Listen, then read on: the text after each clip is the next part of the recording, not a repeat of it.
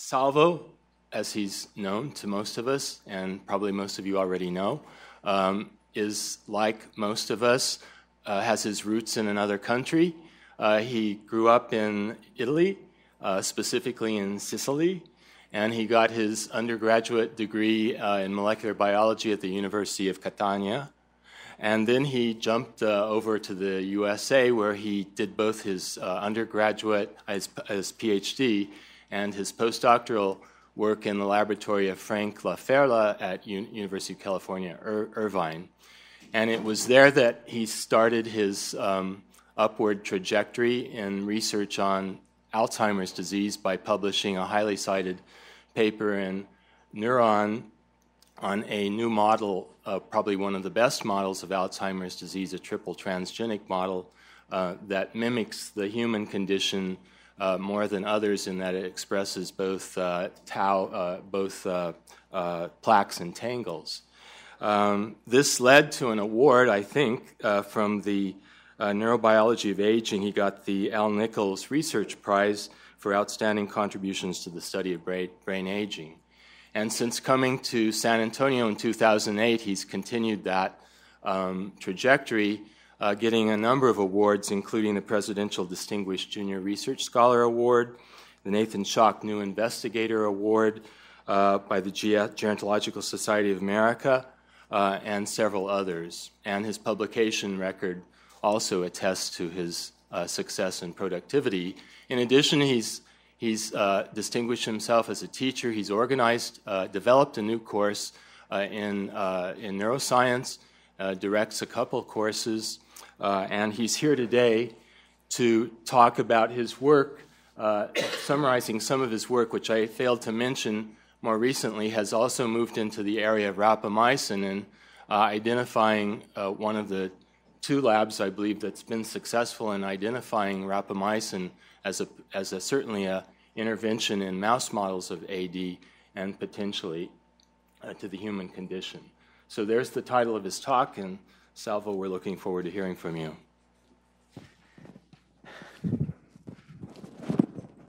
Okay, yes.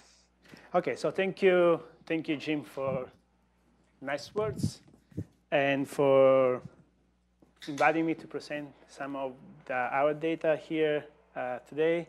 Thank you, everybody, for coming and for taking time out of your busy schedule.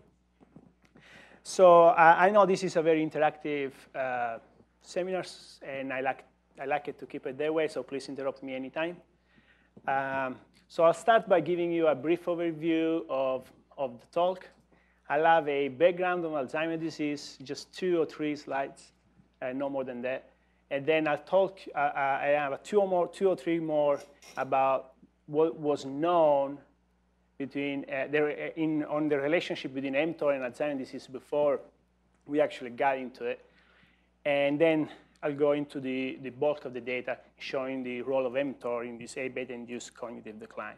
So Alzheimer's disease is the 6th leading cause of death, I don't know if you can see this very well, in the United States, and with about 1 new case every 60 seconds or 70 seconds. It's, now there are currently about 5 million people in the US, and this number will increase greatly over the next 2 decades, simply because the population, the aging population, is the fastest growing leg of our society. And so what's very depressing is that while the top 5 leading causes of death in the United States, why there's some good indication of the number of deaths by these diseases is going down over this period of time.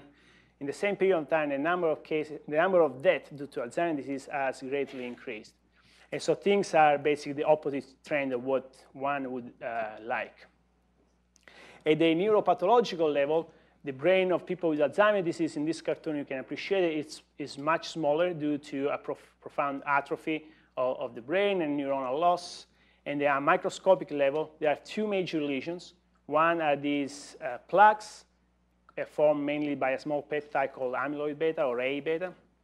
And one are these, the other one are these neurofibrillary tangles, which are formed by a microtubule binding protein called tau. Genetically, about 5% or less of cases of Alzheimer's disease are linked to a mutation in one of these 3 genes. In this case, these mutations are 100% penetrant. So if you have a mutation, you will get the disease. But however, the vast majority of Alzheimer's disease, the causes of the vast majority of Alzheimer's disease cases is not known. And there are only 2 major risk factors.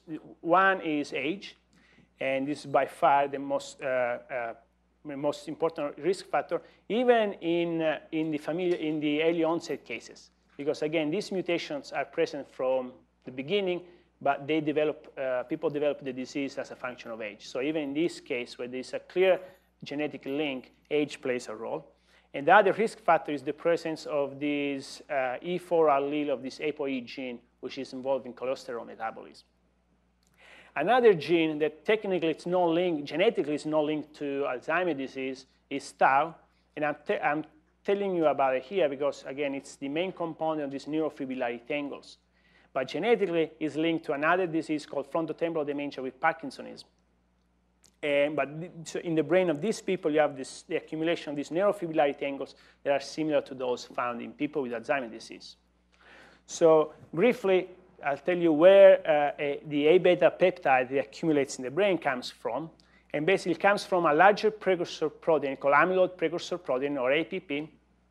And this is a transmembrane protein that gets cleaved by one of 2 different pathways. Normally, in normal physiological condition, there's this enzyme called alpha secretase that will cleave the APP sequence in the middle of the A-beta. Here in this cartoon, the A-beta sequence is this red box here. So when APP undergoes alpha secretase processing, it will cleave in the middle of the A-beta sequence, so A-beta can't be formed. However, in pathological cases, the first enzyme that cleaves the APP protein is the beta secretase, which will cleave at the beginning, at the end terminal of the A-beta sequence. And in this case, A-beta is intact. And now this beta stub, or C99, because it's about 99 amino acid, is a substrate for the gamma secretase complex, which will cleave again this substrate to liberate A-beta. Okay? And so what A-beta does, it's about 4 kilodalton, will aggregate slowly to form first dimer, trimers, and soluble A-beta oligomers. They are thought to be highly toxic and eventually these aggregations will grow and will form this A-beta plaques. So the other protein involved here that we will talk about is the tau. Tau is, again, the component of neurofibrillary tangles. It binds to, it's a microtubule binding protein. It binds to microtubule, stabilizes them. Genetically, as I mentioned before, it's linked to frontotemporal dementia with Parkinsonism. And it's very important in axonal dendrite remodeling during the formation and storage of memories. So as Jim briefly mentioned, now I'm done with the background on Alzheimer's disease. As Jim briefly mentioned, in my lab, we use this animal mainly. We use this animal model called 3XTGAD mice.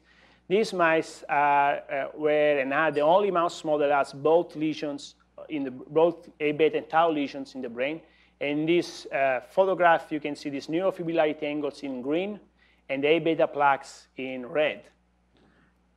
If I go back to Alan's question, if I use a younger mouse, you'll see more red inside the neurons. As the mice get older, you see more red outside, and it's hard to see red inside. OK, so again, these mice have A-beta and tau in the same brain region, so it's easy to study the interaction between these 2 lesions. These mice also develop age-dependent cognitive decline. This is just a cartoon where high means better cognition, and 180 in a specific test, that doesn't matter what the test is the top. So a wild-type mouse will be up here at 180. And you can see here the progression. Again, it's just a cartoon, the progression of the cognitive impairments in the mice as they get older. And this correlates basically with starting with intraneuronal A-beta early on. And then you start to have some diffuse plaques, extracellularly now plaques, and some tau mislocalization and phosphorylation.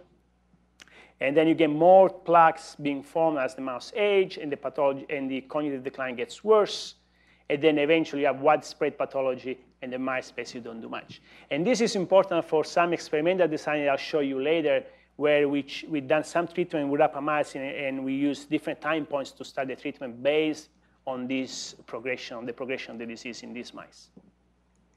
For today's talk, just allow me to use this simple cartoon where we have mTOR controlling protein homeostasis by being a negative regulator of autophagy and being a facilitator of protein translation. So by controlling both, it controls the amount of protein you have in the brain.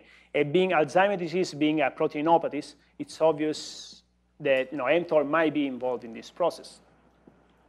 And so, as all of you know, a few years ago, Randy Strong at the Interventions and others here in San Antonio with the NIH Intervention Center showed that rapamycin, an mTOR inhibitor, when given to about 18 months old mice, significantly improved lifespan.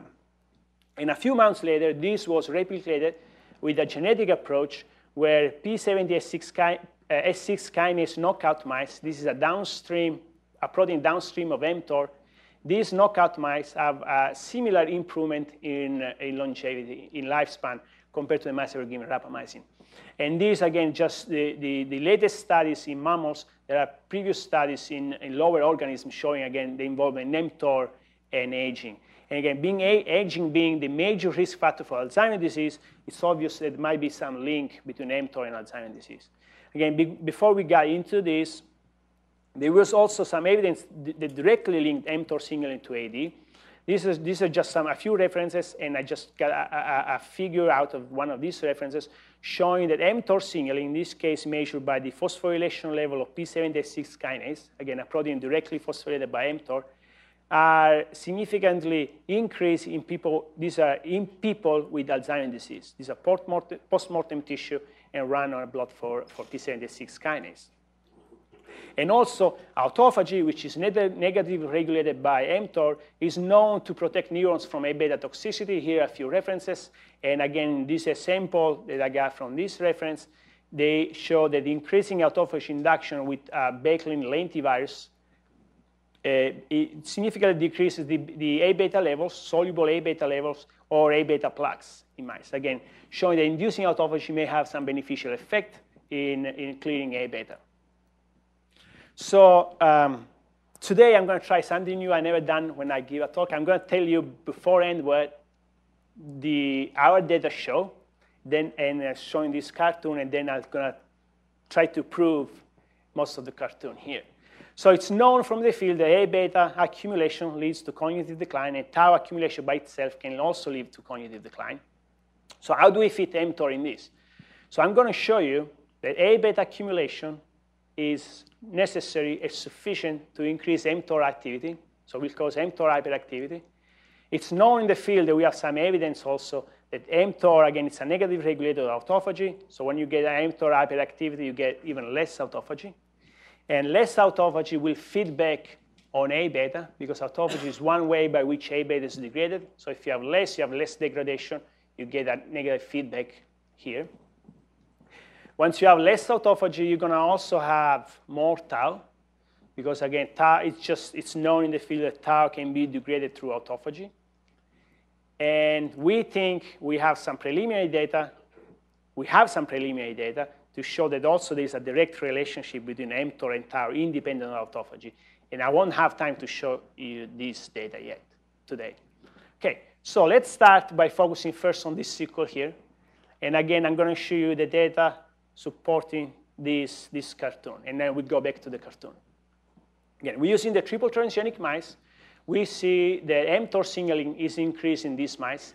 These are Western blots from 6 months old mice, transgenic and non-transgenic.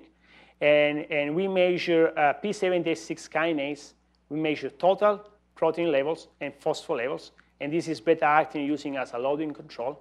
And so I can appreciate from the quantification of the Western blot, total levels between non-transgenic and transgenic are the same, but the phospho levels of P70S6 kinase are significant increase in these mice. And these are through at 6 and 12 months of age, indicating that mTOR activity might be upregulated. We actually have used a commercially available kit to directly measure mTOR activity in brain extract. This time we use different brain regions, and we found that mTOR activity is significantly increased in the hippocampus and cortex at 6 and 12 months old mice, but not in the cerebellum. And so this is the first indication we had that there is a correlation between A-beta levels and mTOR activity, because hippocampus and cortex are two brain regions that do develop A-beta deposits in these mice. The cerebellum is spared of A-beta deposits, and there's no mTOR hyperactivity. So it's just a correlation. Trying to go behind the correlation, what we did, we actually removed the A-beta from the brain. So before I show you the data, let me tell you how we done that. A few years ago, while still in Irvine, we and others showed that a single injection on an anti-A-beta antibody in the brain can clear A-beta deposit pretty quickly, even within 24 hours of the injection. In this example here, we show it's a single injection of anti-A-beta antibodies, about 2 microliters, 2 micrograms of antibody. The arrows point to the cannula tract, so we injecting something somewhere around here in the hippocampus. And so you can appreciate the ipsilateral receiving the antibody compared to the contralateral. There are fewer deposits here in brown in the ipsilateral side compared to the contralateral side. This is just an histological staining showing the same thing, and here's the quantification for that. So now what we've done to see if A-beta, high A-beta levels are sufficient to cause mTOR hyperactivity, we redone the same experiment. And this time, so we inject the A-beta antibody, and we measure mTOR signaling and activity. And here again, the contralateral, within the same mouse, we have the contralateral side, which we leave intact, and the ipsilateral side receiving the A-beta antibody. And so what we see is when we inject an A-beta antibody, so we clear A-beta, we have a significantly reduced mTOR activity in this mice. Here is mTOR signaling, I will call it mTOR signaling, and here's the mTOR activity directly measuring, again, using a commercially available kit. So this to us proves that high A-beta levels are necessary to have mTOR hyperactivity in these mice. We also use a complementary approach. This is quite small, I apologize for that. A complementary genetic approach. So before I go into that, again, the triple transgenic mice have 2 transgenes expressing, and they're homozygous for human APP and human tau, and they have a knock-in mutation. Again, this is a clinical mutation in the presenilin gene. This is the major component of the gamma secretase that release A-beta. So what we've done, we bred these mice to wild-type mice to get rid of the mutant presenilin gene, because it is known that this mutation increases A-beta production. So we obtained this, what we call APP tau mice, just simply breeding out this mutant. And now these mice have wild-type. These are non-knockout. This indicates that they have the wild-type presenilin allele. And then they have the same transgene in the same place, and they overexpress both at the same time. So when we do that, as expected, with no surprises, we have less A-beta. Again, here in the checkered box bar are the APP tau mice. We have less A-beta 42 and less. We have less A-beta, and these are 2 different ages. Okay, so basically, and as the mice age, we shown a few years ago, this actually was my last paper before I moved here, by simply removing this mutation, we can prevent A-beta accumulation in the brain. And so here in San Antonio, we actually look at these sections back, and we actually found that when we do prevent A-beta accumulation using this genetic approach, again, we lower mTOR signaling and mTOR activity here. Again, non-transgenic mice, the triple transgenic mice have about twice. And then if you prevent A-beta accumulation, it goes almost back to baseline, indicating again that high A-beta levels are necessary for mTOR hyperactivity. So at this point, we want also to see if A-beta was sufficient to cause mTOR dysregulation, mTOR hyperactivity. And so we took advantage of these 2 papers showing that A-beta oligomers, again, these small aggregates of A-beta, when injected, a single injection of these A-beta oligomers in wild-type mice causes LTP deficits and learning and memory deficits. Again, these are very well, these papers come from very well-established labs and have been replicated. So what we've done, we use the same preparations of A-beta. Is that reversible? Yes, yeah, it's a single injection that you see, let's say for the learning and memory.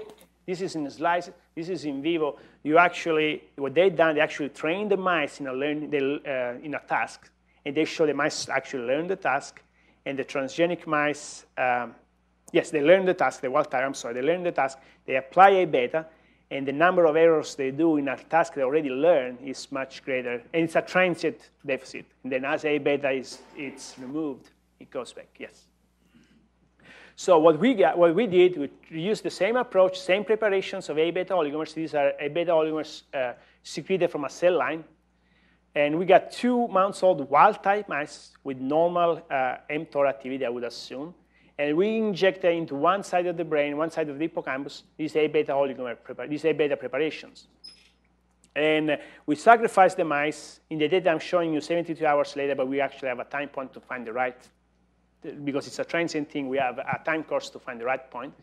And so we have 3 groups of mice. Mice getting 7PA2 conditioned media. These are the cells, the media with A beta.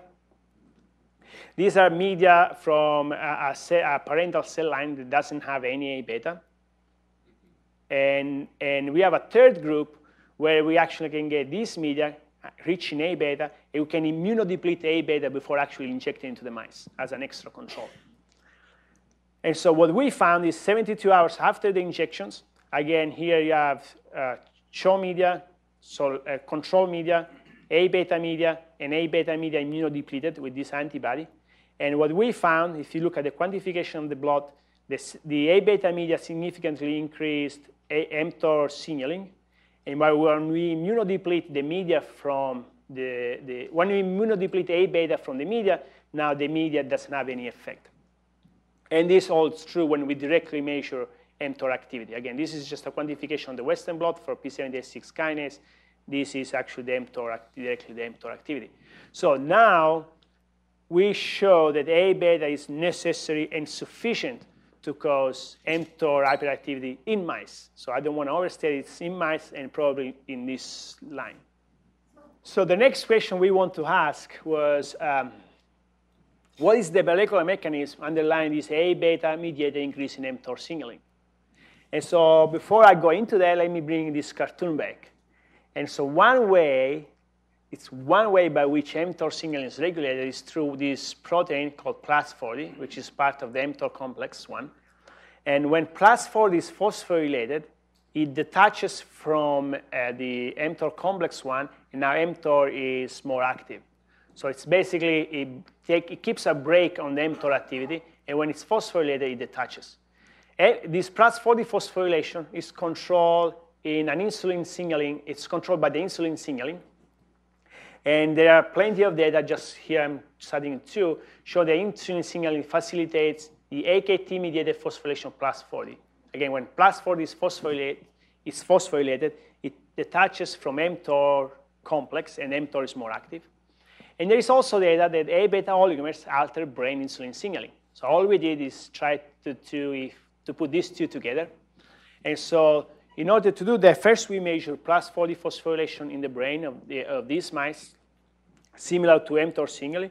And we saw that Plus40 phosphorylation is higher in the triple transgenic mice compared to non-transgenic mice. Again, in this case, you're looking again at Plus40 phosphorylation, and we have 2 representative mice here, and this is the quantification for that. And so to show that, to see if the A beta mediated mTOR hyperactivity was through Plus40, we repeated some of the injections, intrahippocampal injections of the A beta containing media. This time we had 2 more groups. We had the media, basic A beta media plus an AKT inhibitor. So again, AKT is one of the 2 kinases involved in phosphorylating Plus40.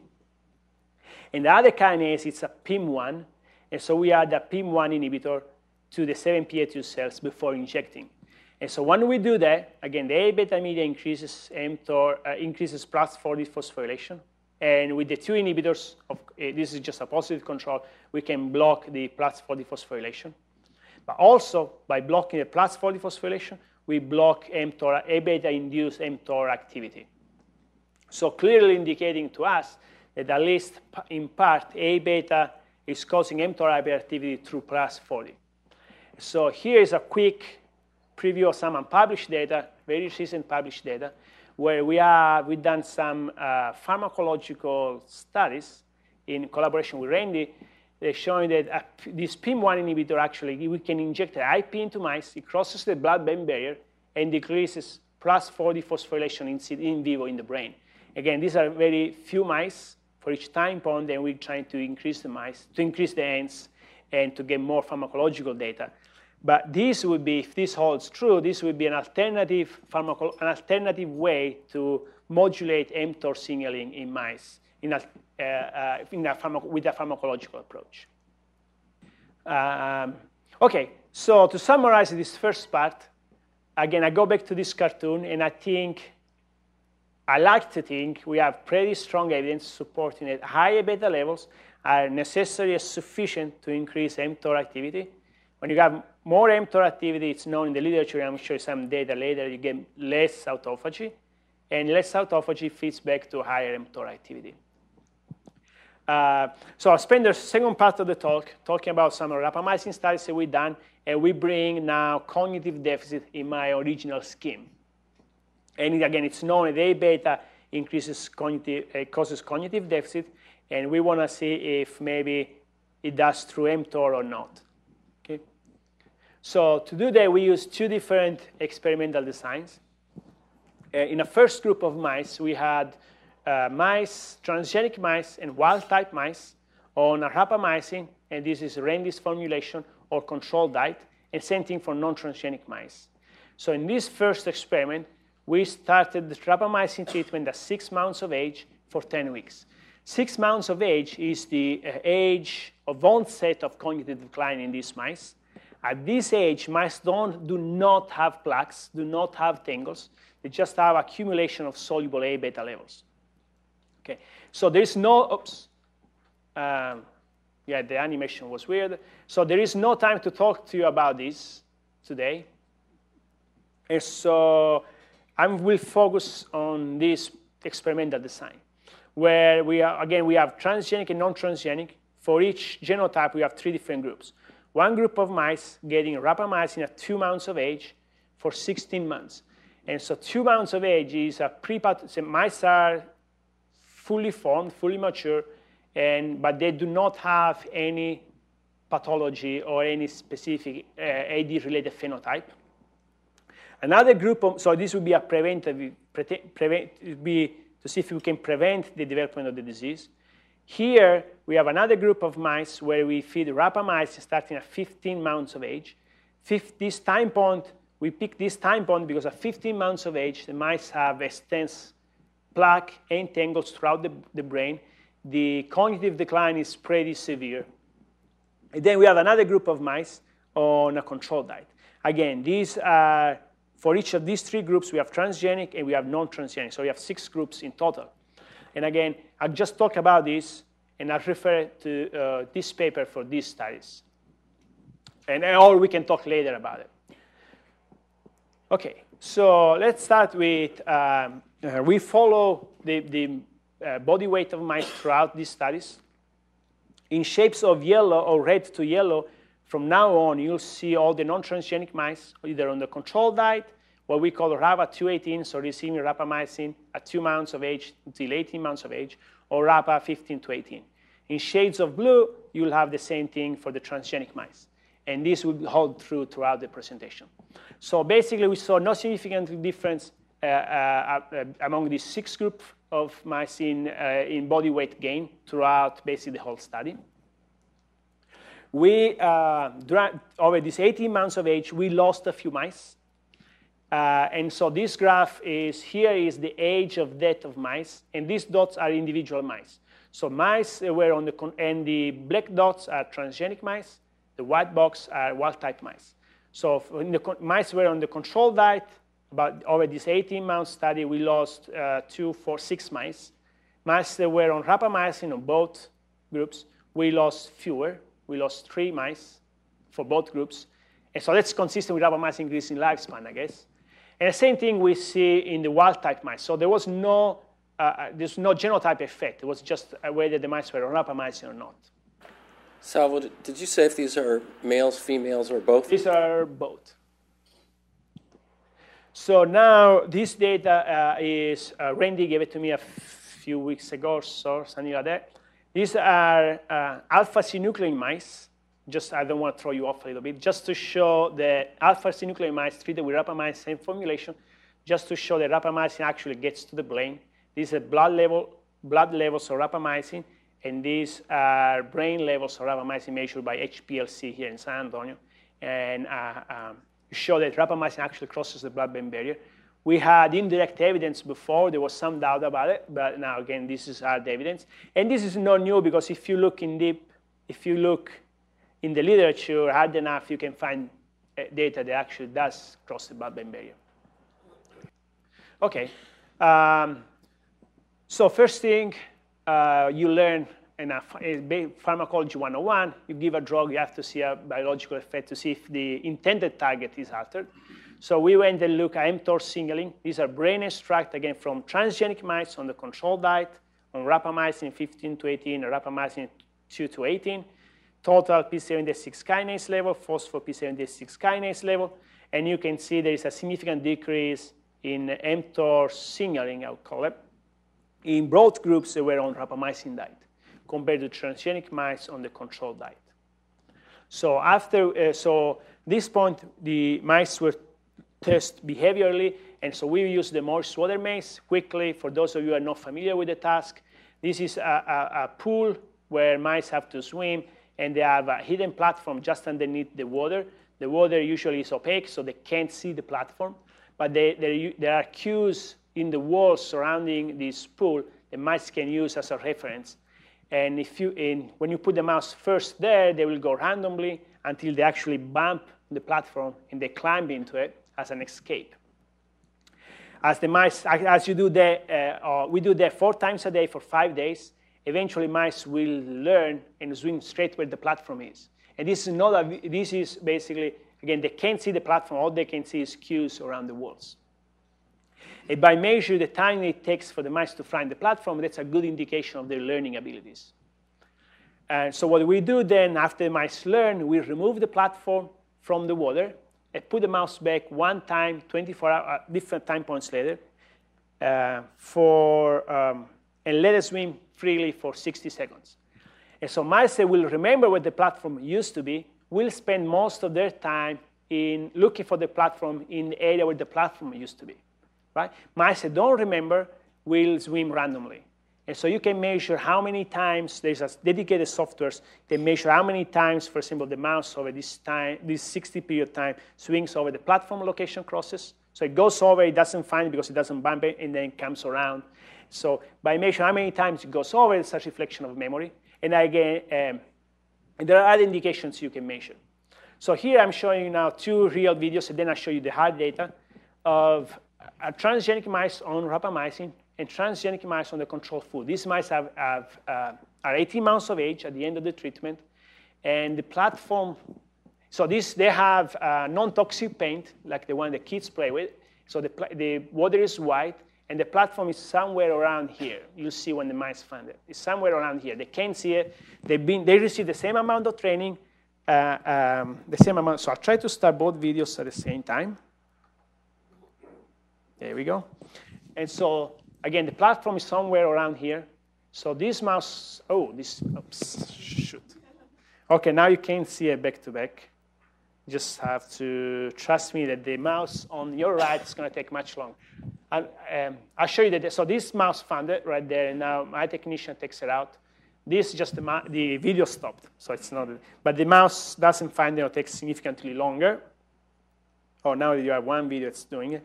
Again, the platform is around here. I don't know, the video keeps quitting, so we can just move forward.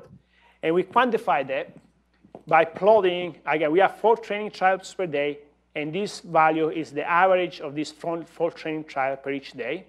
And we plot the escape latency, so the time to find the platform, across the 5 days of training.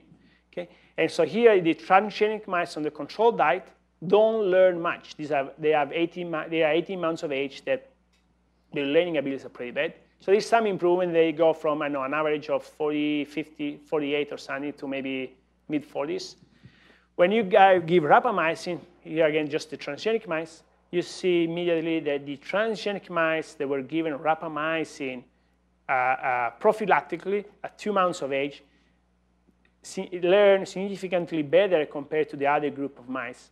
However, when we give rapamycin after the onset of when the pathology is more severe, very well established in this line here, now there's no improvement in learning. When we overimpose the wild-type mice, you see actually a similar situation. In the wild-type, we see actually an improvement in a basic age-dependent cognitive decline, independent of Alzheimer's disease.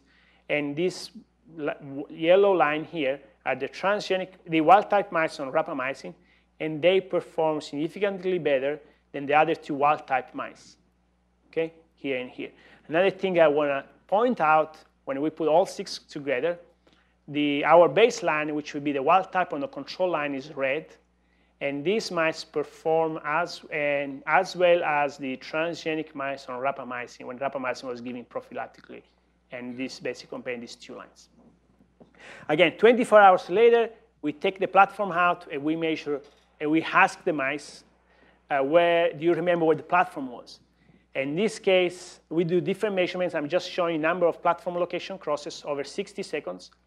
And you can see the baseline mice, usually wild-type mice, 18 months of age, take about, they do about they swing over the platform location about 4 times. Only the mice that were given rapamycin for 16 months have a significant improvement over there. And in the transgenic mice, they're significantly impaired compared to wild type. But when we give rapamycin at 2 months of age, we have a significant improvement. Okay. So we also, just to make sure that what we actually think we're measuring, it's learning and memory, just to make sure that it actually is, we have some other parameters that we measure. I'm just showing you 2 as an example. We can measure let's say the swim speed in mice, because you could argue that mice, it takes longer to find the platform, or you have less platform location crosses because they're very slow swimmers. And the swim speed here, just during the probe trials, is similar across the 6 different groups, and same thing for the distance traveled over these 60 seconds. Those are basically just negative controls. So now, we had some thinking to do when we found this data, when we got this data, because there is evidence that actually mTOR activity has been directly linked to learning and memory and cognitive function in a way that you need protein translation for memory formation. And so by blocking mTOR activity, people have shown by acute blocking of mTOR activity in slices, for example, you block LTP, which is it's thought to be the cellular basis of learning and memory. However, again, digging in the literature a little bit more, there is plenty of evidence showing that hyperactive mTOR signaling is also detrimental for learning and memory. This is just a review in a review article, and this is basically this TSC is a protein upstream of mTOR, and it's a negative regulator of mTOR. And so heterozygous mice for this protein have more mTOR activity, and they have learning and memory deficit. You give them rapamycin, you have an improvement. So what we now think is that there is a window of mTOR activity that is optimal for learning and memory. So if you get too much, you have detrimental effect on learning and memory. If you get too little, you have detrimental effect on learning and memory. What I didn't show you, and yes, I don't have it here, is I just show you the effect of rapamycin on mTOR signaling in transgenic mice. When we compare that to the wild-type mice, the mice on rapamycin still had mTOR signaling. There was no block. There was just a decrease. And when we compare that to wild-type mice, it's actually...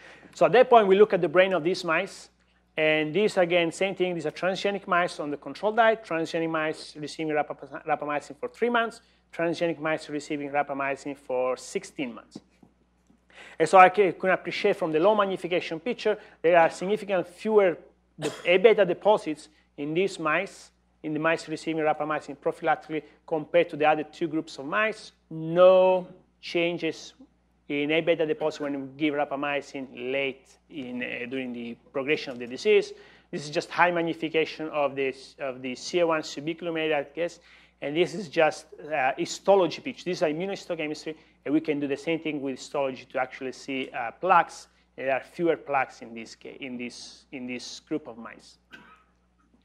So we can actually measure the changes in A-beta using other techniques. In this case, we can actually measure A-beta levels by ELISA, and these are usually soluble A-beta levels, soluble A-beta 40 and 42 levels.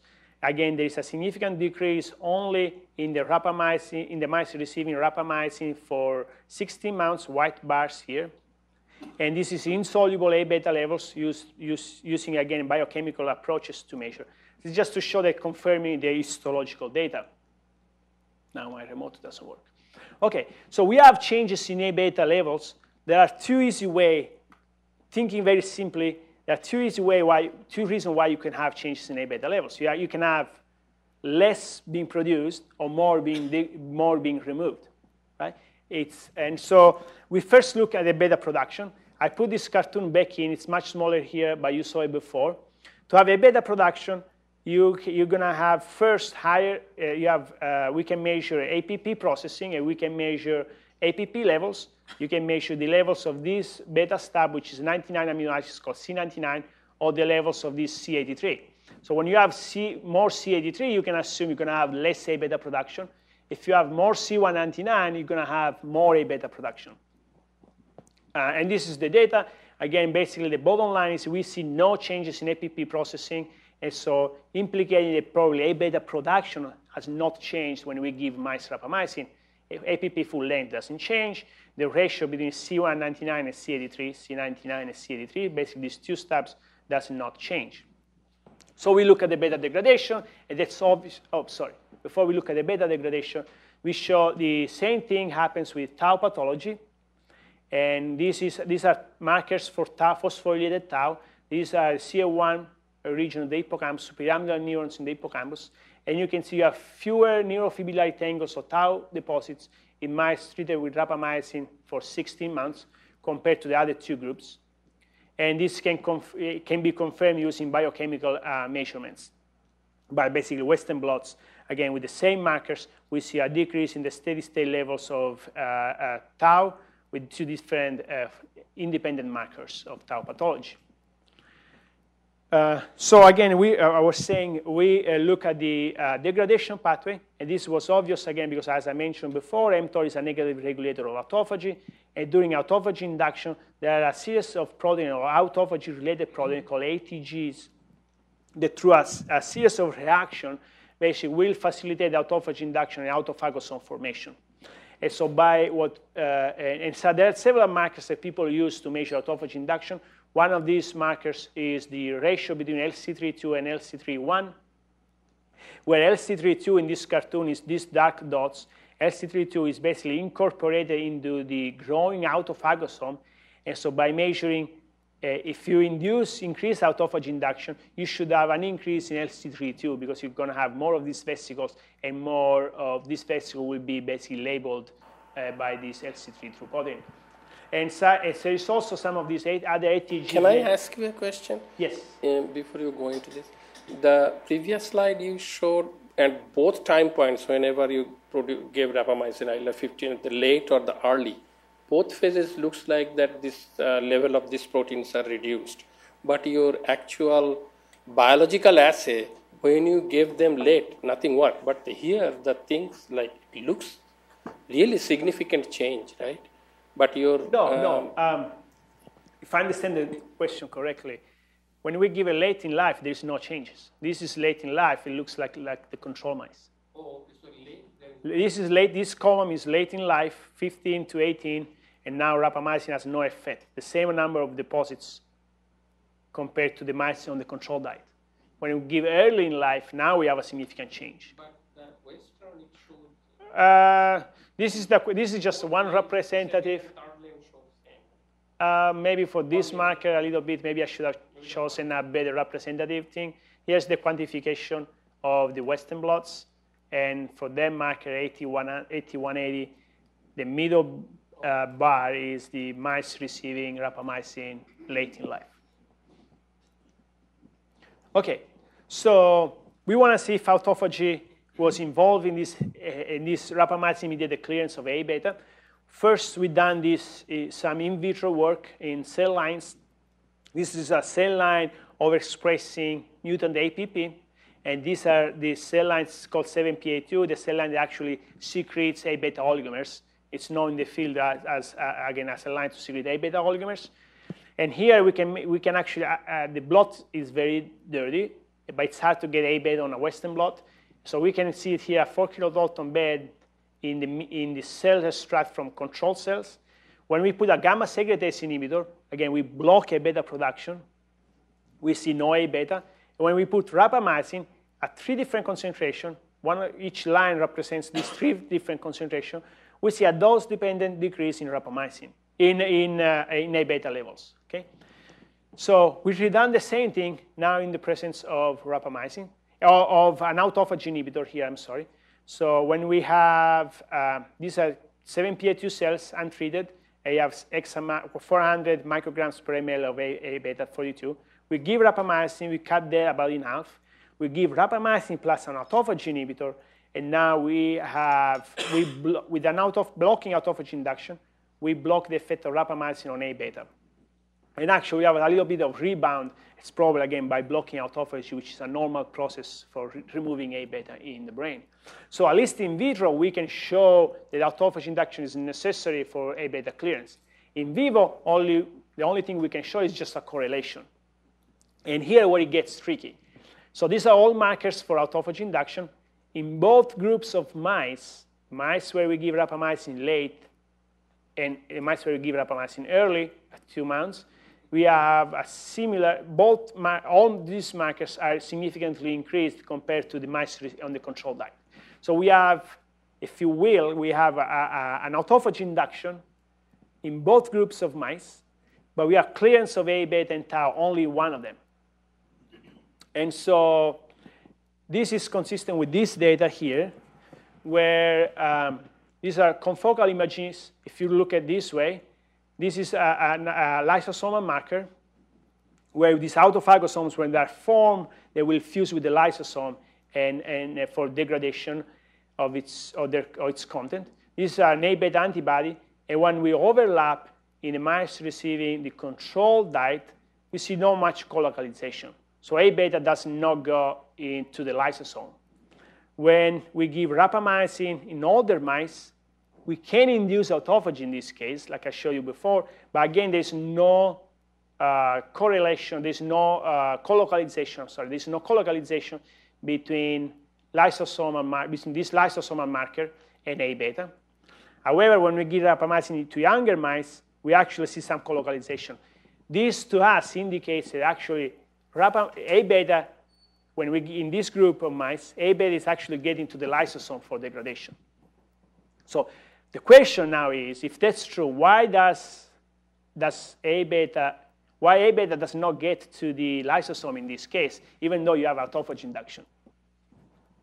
And so to do that, again, we went back to the literature. There is evidence. People have suggested, let me do this here. People have suggested that later on in Alzheimer's disease brain and some mouse models of Alzheimer's disease, there is a blockage of autophagy flux. So you have autophagosome being formed, but for some reason, these autophagosomes do not get to the lysosome, and they will accumulate in the brain of people with Alzheimer's disease and in mice. And so these data are actually consistent with that, and so we try to do a little bit more of that. So if that's true, we would expect that at 15 months of age, before we started the treatment with rapamycin, we would have this blockage in autophagy flux. We will have this accumulation of this autophagosome. So we've done some EM. These are different mice now, untreated, 15 months of age. And you can see we have not quantified this. This is just just pictures, so we have not quantified it. But we can easily find these autophagosomes in the brains, basically what the arrows are pointing, in the brains of transgenic mice and fewer in the brains of wild-type mice, indicating that probably, again, it's just a correlation, it's just an observation, that's probably in these mice, 15 months of age, there's some blockage in this autophagosome, in this autophagy flux. So inducing more autophagy won't do any good because A-beta cannot get to the lysosome. So, yes? In your RAPA-treated animals, you don't see that? So you're saying in 15-month-old animals, you see this problem, and you're Right. transgenic. That's right. But if you have your RAPA-treated animals, you don't see that, right? We haven't done that. Because this came up after we've done the results, and you have to fix the tissue in a certain way to do EM, so we don't have tissue. You would predict based on... I would predict, right, hold on. I would predict this. So I have the answer to you. That's my prediction. It's just a cartoon. In healthy condition, I have two more. In healthy conditions, you have some basal mTOR activity, some basal autophagy induction. In this cartoon, these are A, beta, and tau. These are the autophagosome. You have autophagosome formation, and the autophagosome will get to the lysosome. Here, this represents the lysosomes for A beta removal. Okay, in early AD, that's what you have more A beta accumulation. The reason for that are behind this talk. You have more A beta accumulation. You have more mTOR activity. More mTOR activity means this blockage is bigger, so you have less autophagosomes around. Because you have less autophagosome, you have more A beta, which feeds back to mTOR, you get more mTOR activity. At this point, if you give rapamycin here, you can get more you can get the number of autophagosomes up, and you can decrease in A beta tau levels, right? Because the autophagosome, you get the levels up, and this autophagosome can actually get to the lysosome for degradation. In late stages, there's some blockage. For some reason, we don't know, and it's not clear in the field. The autophagosomes, the delivery of the autophagosome to the lysosome is impaired. So giving rapamycin to these mice, we would predict, again, that you get an increase in autophagosome formation, which we do actually see by measuring LC3 levels, for example. But now A beta levels do not change because they cannot be removed by these autophagosomes. Does that answer your question? Not quite. What I was getting at is this X part that you got. Right. That X part seems like it occurs, let's say simplistically, around 15 months of age, right? Fair enough. So what I was wondering is, would that occur? So it didn't occur in these other animals. So is that occurring because of the buildup of A beta? Probably, or tau, because it's probably some, it's possible, or buildup of A beta tau. The way to answer your question would be to give rapamycin to 2-month-old mice and sacrifice them at 15 months of age and do EM to see if you have this autophagosome accumulation. And we couldn't, because we thought of this scheme after we get the data, we couldn't do these experiments. And to do it, we had to redo 15 months of treatment. Does that make sense? I guess what I was wondering is that 15 months of age an age-related effect, or is it, in other words, would you see that problem of autophagy in normal brains? So, in normal brains, Would this be something that's caused by the A beta? I would say it's caused probably or accelerated by the accumulation of A beta and tau, and I would assume that when we give rapamycin early on, you don't have the blockage, otherwise you wouldn't have any clearance. Causing the problem. Right. So I have one last slide.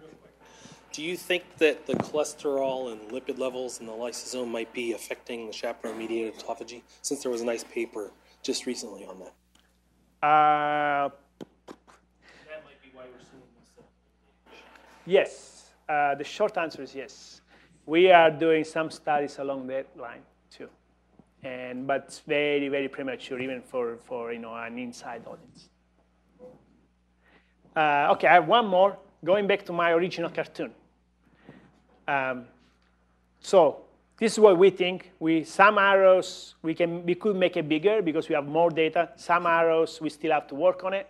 Again, this part I showed you before: high A beta levels, high mTOR activity, less autophagy. You get a feedback, and you get more A beta, and you get more tau. It's known in the literature, so we haven't done that. The high A beta leads to high cognitive deficit, and high tau level leads to cognitive deficits. Now, what we're showing that when we block mTOR, we get less A beta, probably through this pathway, and less tau, probably through this pathway.